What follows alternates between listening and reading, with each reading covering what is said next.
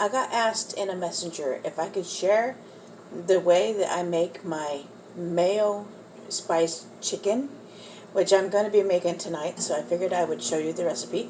You get your mayo, whatever brand you want. I just have the Kraft mayo. And then your spoon to help get it out. And I do about a cup to a half cup, just enough to be able to coat all your chicken.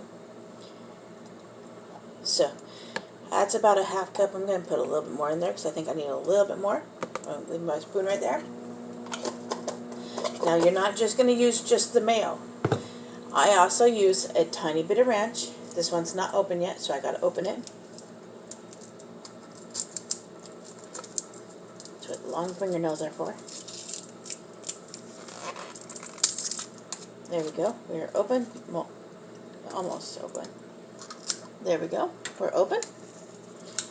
Put our lid back on. And then I'm just going to go squirt. That's about it. That's about maybe a teaspoon. And then I come in with the Creole seasoning, just regular Tony Chachere's. And then I do a shake, shake, shake.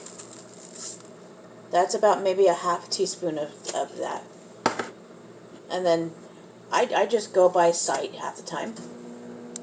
Sorry, someone's trying to call. I just go by sight half the time. Now I'm going to do garlic. And I just do the same thing. I put about a teaspoon of garlic, the equivalent of a teaspoon. Now, onion powder. I do about a half teaspoon of onion powder. I mean, you have to have that onion flavor. The Tony Chachere's already has the salt and stuff to it. Sometimes I will use the seasoning from Hayward Gourmet, which is right here, which is the cracked sea salt pepper. Since it's already got it in it, I'm not going to actually use it. And then you just mix it up. And that's the coating that I put on the chicken. And you can either bake it in the oven for 350 for an hour-ish, depending on your oven's timer. Or you can just do what I do, and I'm going to put it in my George Foreman grill and let it grill up. So this is going to be our dinner tonight. And then I'm going to serve it with either potatoes or rice. And then I'm thinking maybe some corn or broccoli. So that's what it'll look like. That's what it'll look like. And then my chicken is defrosting in the microwave. When it's done defrosting, I'm actually going to coat it and let it sit. Now you see our chicken here.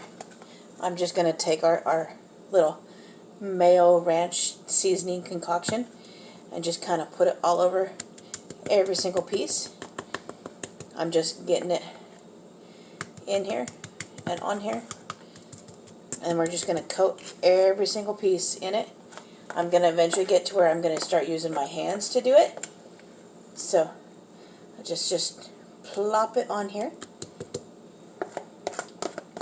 So this plate is going to be an absolute mess by the time we're done, but that is okay. So now we got it. We're gonna do that. Now it's the time to get all in there and make sure it gets well coated on every piece.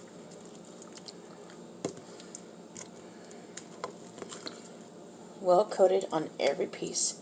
So you're gonna end up with nasty hands, but it is all good.